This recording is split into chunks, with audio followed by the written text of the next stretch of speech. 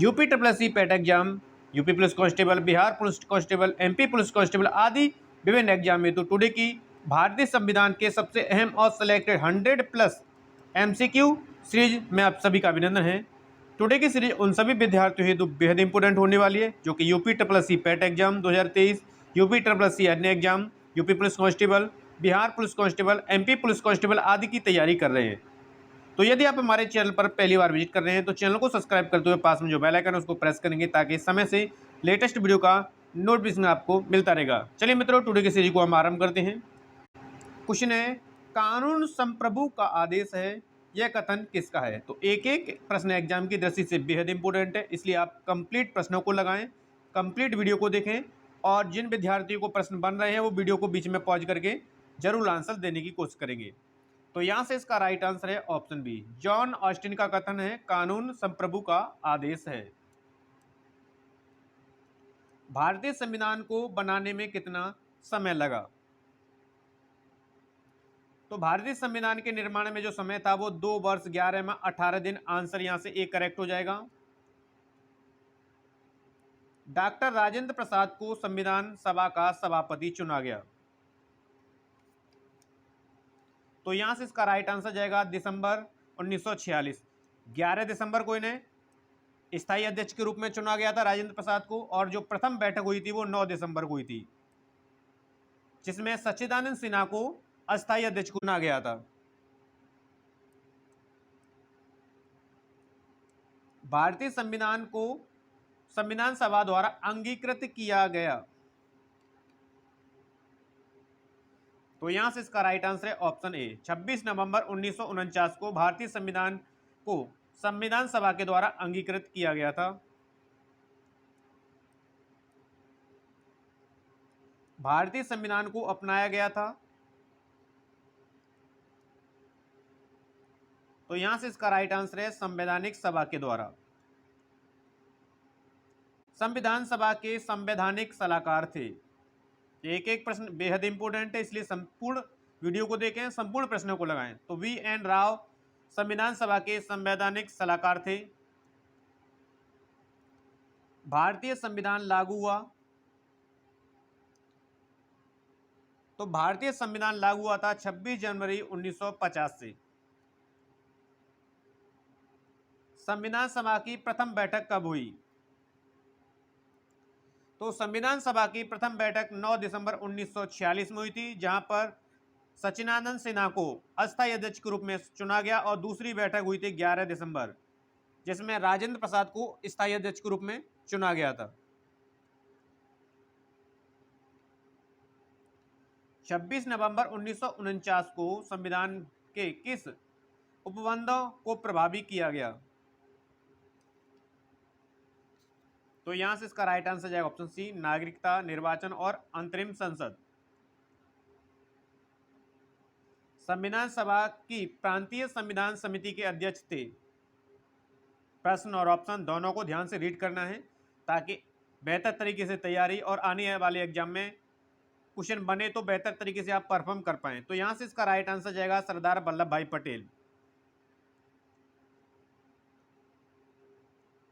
किस अधिनियम ने इंग्लैंड में होने वाली वार्षिक परीक्षा के माध्यम से सिविल सेवकों की नियुक्ति को अनुमत किया?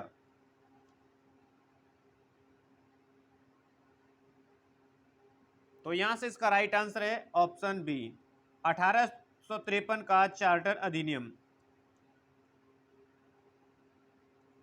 निम्नलिखित में से कौन सा अधिनियम ब्रिटिश सरकार को बंदी प्रत्यक्षीकरण को स्थगित करने का अधिकार देता था? तो रॉलेट एक्ट अधिनियम 1919। आंसर सी करेक्ट जाएगा यहां से। निम्न में से किस अधिनियम ने भारत में पृथक निर्वाचक मंडल का आरंभ किया? तो भारतीय परिषद अधिनियम, या इसे मार्लो मिंटो सुधार भी कहा जाता है। प्रोफेसर केसी हियर के अनुसार भारतीय संविधान है। तो इनके अकॉर्डिंग भारतीय संविधान जो है कठोर और लचीलेपन दोनों का मिश्रण है, यानी कि अर्धसंघीय। आंसर डी करेक्ट जाएगा यहां से। इनमें से किसने इस विचार को व्यक्त किया कि भारतीय संविधान उतना ही संघीय है जितना इसे दोहरी राजनीति कहा जा सकता है। तो यह कहने वाले डॉक्टर BR अम्बेडकर थे, जो कि संविधान सभा के प्रारूप समिति के अध्यक्ष थे। प्रांतीय सरकारों का गठन निम्नलिखित में से किस अधिनियम के तहत किया गया था? तो प्रांतीय सरकारों का गठन किया गया था 1935 अधिनियम के तहत। पूछा जा सकता है इसमें कितने अनुच्छेद थे? तो 321 अनुच्छेद और 10 अनुसूचियां थी उस समय। आर्थिक रूप से पिछड़ों EWS को आरक्षण हित देने हेतु संविधान में किन किन अनुच्छेदों को सम्मिलित किया गया?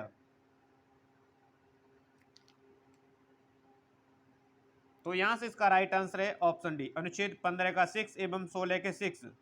किस संशोधन के तहत किया गया? तो 103वां संविधान संशोधन, जिन्हें सामान्य वर्ग के पिछड़ों को 10% आरक्षण व्यवस्था लागू की गई। भारतीय संविधान के अनुच्छेद 14 में लिखा हुआ कानून के समक्ष समानता किस देश के संविधान से लिया गया है? तो यह ब्रिटेन के संविधान से लिया गया। आंसर बी करेक्ट जाएगा यहां से।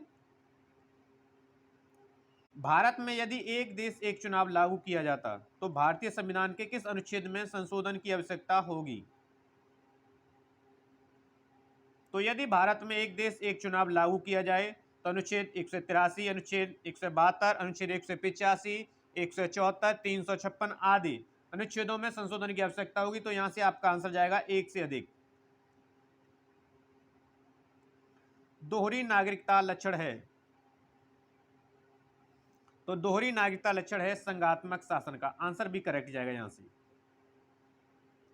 जम्मू और कश्मीर राज्य के विभाजन के बाद बने किस केंद्र शासित प्रदेश की अपनी कोई विधायिका नहीं है? तो लद्दाख की विधायिका नहीं है। आंसर यहां से सी करेक्ट जाएगा। भारत में न्यायिक प्रणाली किस पर आधारित है? तो भारत की न्यायिक प्रणाली कानून द्वारा स्थापित प्रक्रिया पर आधारित है। भारत के संविधान की किस अनुसूची के अधीन जनजातीय भूमि का खनन के लिए निजी पक्षकारों को अंतरण अकृत और शून्य घोषित किया जा सकता है? तो यहां से इसका राइट आंसर है ऑप्शन बी, 5वीं अनुसूची। भारतीय संविधान की किस अनुसूची में भारतीय भाषाओं की सूची सम्मिलित की गई? तो यहां से इसका राइट आंसर है 8वीं अनुसूची। उस समय भाषा 14 थी, वर्तमान में पूछे जाएंगे तो 22 भाषाएं हैं। निम्नलिखित में से संघीय शासन की एक प्रमुख विशेषता क्या है? तो यहां से इसका राइट आंसर है ऑप्शन डी, केंद्र और राज्य अपनी शक्तियां संविधान से प्राप्त करते हैं। निम्नलिखित में से क्या संविधान की 11वीं अनुसूची में शामिल नहीं है? तो 11वीं अनुसूची में जो शामिल नहीं है वो ग्रामीण खेल है। कितने विषय शामिल है यदि यह पूछा जाएगा तो आपका जवाब आएगा 29 विषय।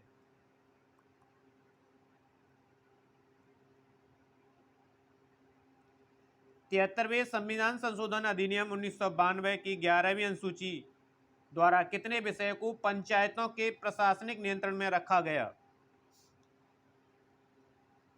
तो यहां से इसका राइट आंसर है आपका ऑप्शन डी, विषय। जानवरों के प्रति क्रूरता की रोकथाम को भारतीय संविधान की किस सूची में रखा गया है? तो इसे संविधान की समवर्ती सूची में रखा गया है। संविधान की प्रस्तावना को भारत की राजनीतिक कुंडली किसने कहा है? तो संविधान की प्रस्तावना को भारत की राजनीतिक कुंडली कहने वाले KM मुंशी थे, जो कि प्रारूप समिति के सदस्य थे।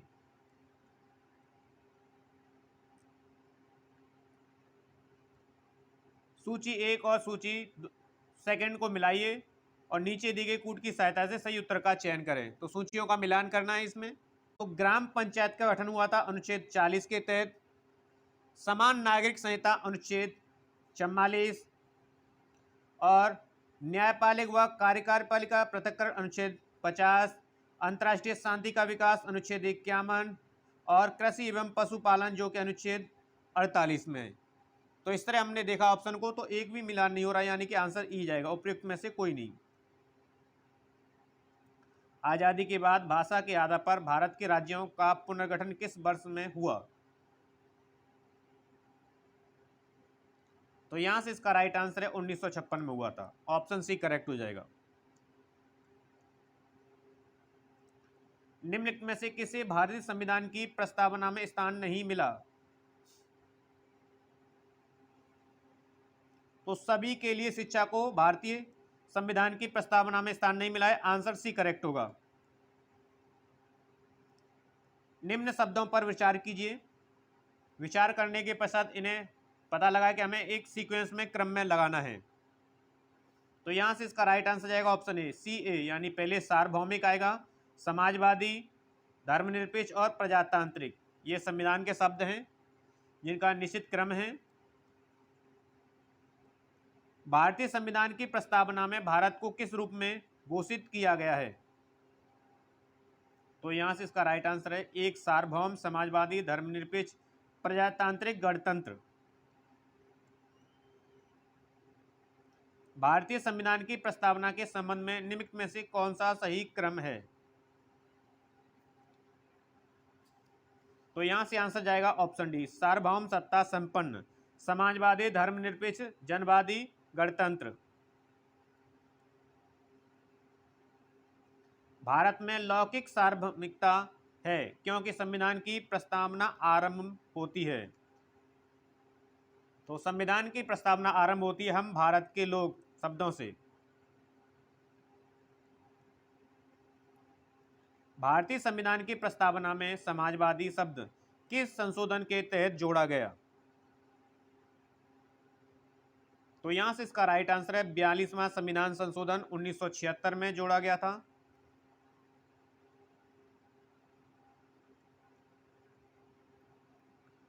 भारतीय संविधान की प्रस्तावना में किस संशोधन द्वारा समाजवादी एवं धर्मनिरपेक्ष शब्द जोड़े गए थे? तो यहां से इसका आंसर हुआ 42वां संविधान संशोधन 1976। किस संशोधन से समाजवाद, धर्मनिरपेक्ष और राष्ट्रीय एकता एवं अखंडता शब्द भारतीय संविधान में जोड़े गए थे?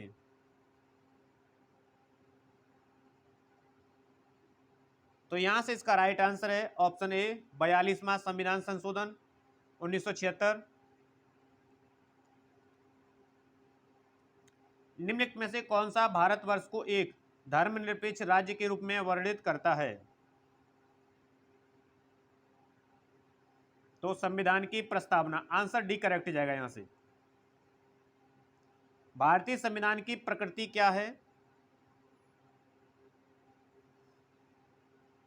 तो उपयुक्त में से एक से अधिक। कई विद्वान इसे संघीय, एकात्मक या संसदीय के रूप में एक मत नहीं हो पाए, इसलिए एक से अधिक आंसर जाएगा यहां से।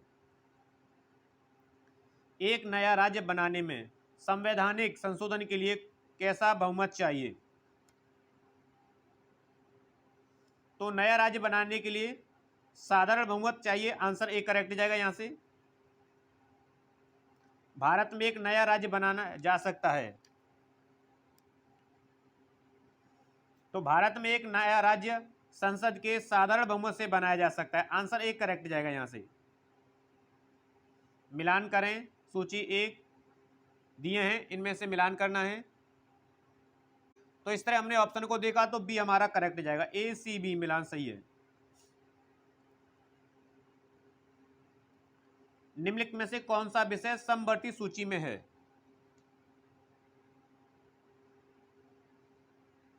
तो समवर्ती सूची में ऑप्शन के अकॉर्डिंग शिक्षा आंसर जाएगा करेक्ट यहां से। भूमि सुधार के विषयों के अंतर्गत आते हैं, तो भूमि सुधार जो है राज्य सूची के अंतर्गत आती है, आंसर सी करेक्ट जाएगा यहां से। भारतीय नागरिकता नहीं प्राप्त की जा सकती, तो बैंक में धन जमा करके, और जो प्राप्त की जा सकती है जन्म से, देशीकरण के द्वारा, किसी भूभाग में सम्मेलन के द्वारा, पंजीकरण के माध्यम से, वंश के आधार पर आदि के आधार पर जो है नागरिकता प्राप्त की जाती है। भारतीय संविधान की 10वीं अनुसूची का संबंध है। तो 10वीं अनुसूची का संबंध है दल बदल विरोधी कानून से। आंसर यहां से डी करेक्ट जाएगा। पूछा जा सकता है इसे कब लाया गया था, तो 1985 में 52वें संविधान संशोधन अधिनियम के माध्यम से। भारतीय संविधान की जिस धारा के अनुसार विधानसभा का गठन होता है वह है, तो धारा 170 के तहत। आंसर सी करेक्ट जाएगा यहां से। निम्नलिखित में से कौन सा भारतीय संघ का 28वां राज्य है, तो 28वां राज्य झारखंड बना था, जो 15 नवंबर 2000 को अलग हुआ था।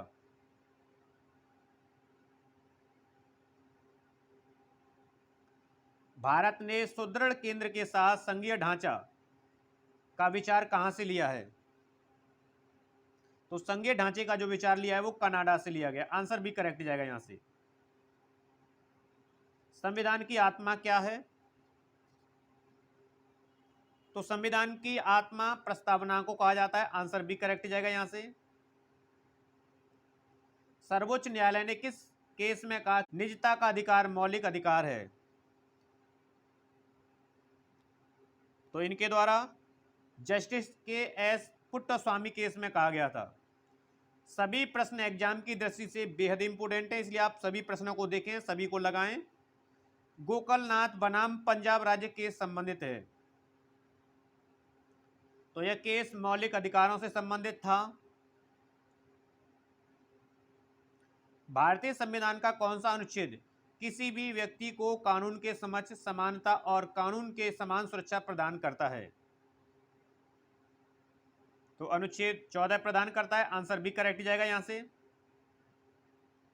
एकात्मक शासन व्यवस्था के निम्न लक्षणों में से कौन सा एक सही नहीं है, तो यहां से इसका राइट आंसर है ऑप्शन सी, केंद्र द्वारा इकाइयों को समाप्त किया जा सकता है, यह सही नहीं है। संवैधानिक उपचारों के अधिकार का उल्लेख है, तो यहां से इसका राइट आंसर है अनुच्छेद 32 में। भारतीय नागरिकों के मौलिक अधिकार शामिल किए गए, मौलिक अधिकार शामिल किए गए थे संविधान के भाग 3 में।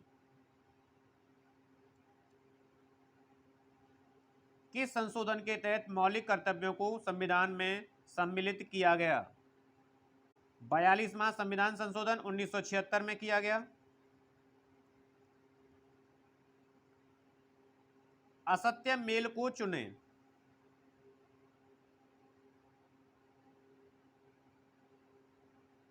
तो यहां से इसका राइट आंसर जाएगा ऑप्शन डी, उपयुक्त सभी। सभी जो हैं असुमेलित हैं। निम्नलिखित में से मूल अधिकारों के किस संवर्ग में अस्पृश्यता के रूप में किए गए विवेचन के विरुद्ध संरक्षण समाविष्ट है, तो यहां से इसका राइट आंसर है ऑप्शन डी, समता का अधिकार। वर्तमान समय में निम्न में से कौन सा एक मौलिक अधिकार नहीं है, तो वर्तमान समय में संपत्ति का अधिकार मौलिक अधिकार नहीं है। मौलिक अधिकारों में से संपत्ति के अधिकार को समाप्त किया गया, तो इसे 44वें संविधान संशोधन के माध्यम से समाप्त किया गया था 1978 में, और इसे 300A के में विधिक अधिकार के रूप में वर्णित किया गया था। इंद्र साहनी बनाम भारत संघ मुकदमे में सर्वोच्च न्यायालय का निर्णय किस विषय से संबंधित है, तो यह है सरकारी नौकरियों में अन्य पिछड़ा वर्ग के आरक्षण से संबंधित। आंसर ए करेक्ट जाएगा यहां से। किसी कार्य को अविलंब कराने के लिए न्यायालय से किन विशेष लेखों को जारी करने की याचना की जा सकती है, तो यहां से इसका राइट आंसर है परमादेश, ऑप्शन डी। निम्नलिखित संवैधानिक उपचारों में से किसे पोस्टमार्टम भी कहा जाता है, तो यहां से रिट की संख्या पूछी जा सकती है, तो रिट 5 प्रकार की होती हैं, और उन 5 प्रकार में से उत्प्रेषण को पोस्टमार्टम कहा जाता है। राज्य के नीति निर्देशक सिद्धांतों को किसने भारत में सामाजिक व आर्थिक लोकतंत्र का घोषणा पत्र कहा? तो यह कहने वाले डॉक्टर बी.आर. अम्बेडकर थे। आंसर सी करेक्ट जाएगा यहां से। निम्नलिखित में से किसे भारतीय संविधान की आत्मा कहा जाता है? भारतीय संविधान की आत्मा संविधान की प्रस्तावना को कहा जाता है। आंसर सी करेक्ट जाएगा यहां से। प्रतिषेध रिट किसके विरुद्ध जारी नहीं हो सकती? तो यह कार्यकारी निकाय के विरुद्ध जारी नहीं की जाती। आंसर ए करेक्ट जाएगा यहां से। रिट ऑफ को वारंटों को दायर किया जा सकता है।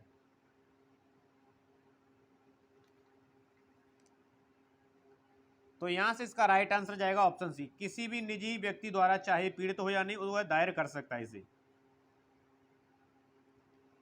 एबी डायसी के अनुसार भारत में विधि का शासन किसमें निहित है? तो यह भारत के संविधान का अनुच्छेद 14 में निहित है। आंसर यहां से सी करेक्ट जाएगा। विधि का नियम या कानून का अधिराज्य का मतलब क्या है? तो यहां से आंसर जाएगा ऑप्शन ए, सभी के लिए एक कानून और सभी के लिए एक न्यायतंत्र। विधि का शासन का मतलब है, तो यहां से आंसर जाएगा ऑप्शन डी, कानून की भावना की व्यापकता और मानीपन से बचना। परमादेश की रिट किसके विरुद्ध नहीं हो सकती? तो यह भारत के राष्ट्रपति के विरुद्ध नहीं हो सकती। आंसर ए करेक्ट जाएगा यहां से।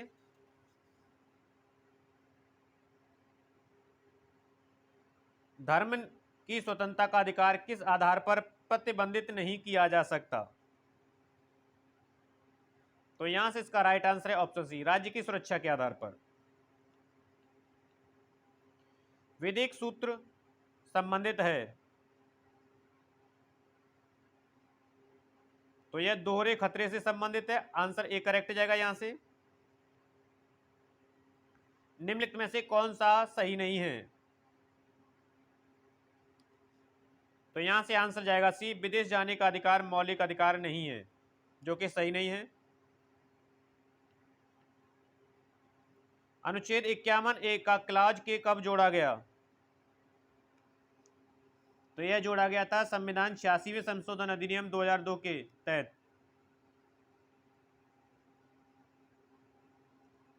पदबंदी प्रत्यक्षीकरण संबंधित है, तो यह विधि व्यवस्था से संबंध रखता है। आंसर सी करेक्ट जाएगा यहां से। किसी व्यक्ति की अवैध हिरासत के खिलाफ निम्नलिखित में से कौन सी रिट लागू होती है? तो बंदी प्रत्यक्षीकरण लागू होती है। आंसर ए करेक्ट जाएगा यहां से। नागरिक अधिकार लागू करने के लिए जाना होगा सर्वोच्च न्यायालय के पास। आंसर सी करेक्ट जाएगा यहां से। निम्नलिखित में से किसको संविधान द्वारा मौलिक अधिकारों को लागू करने की शक्ति दी गई है? तो यहां से इसका राइट आंसर है ऑप्शन डी, सर्वोच्च न्यायालय एवं उच्च न्यायालय को दी गई है। भारतीय संविधान के भाग 4 में दिए गए निर्देशित सिद्धांतों में निम्न में से कौन से सूचीबद्ध हैं?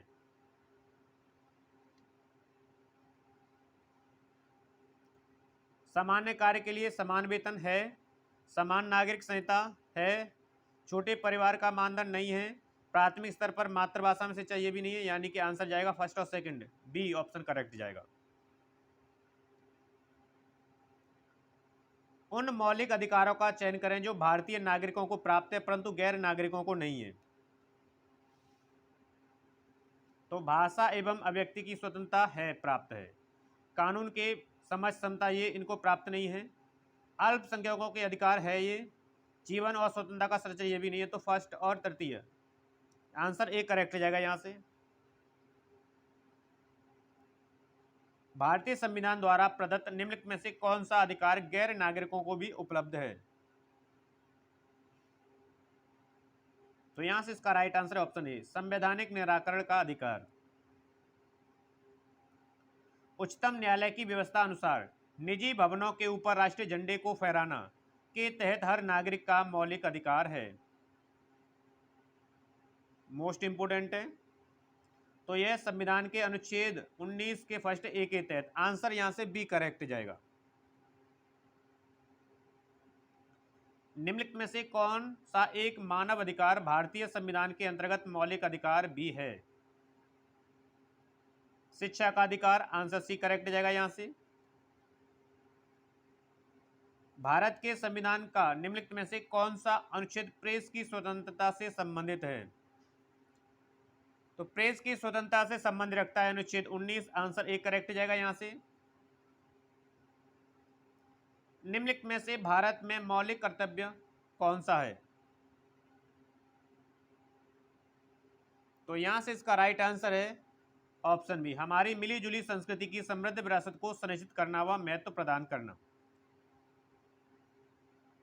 मौलिक कर्तव्य को निर्धारित किया गया तो 42वें संविधान संशोधन के द्वारा, आंसर यहां से सी करेक्ट जाएगा। 42वें संशोधन अधिनियम 1976 से भारतीय संविधान में एक नया अध्याय जोड़ा गया,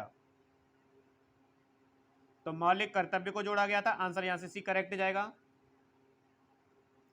42वें संविधान संशोधन के 10 आचार आदेशों को किस नाम से जाना जाता है?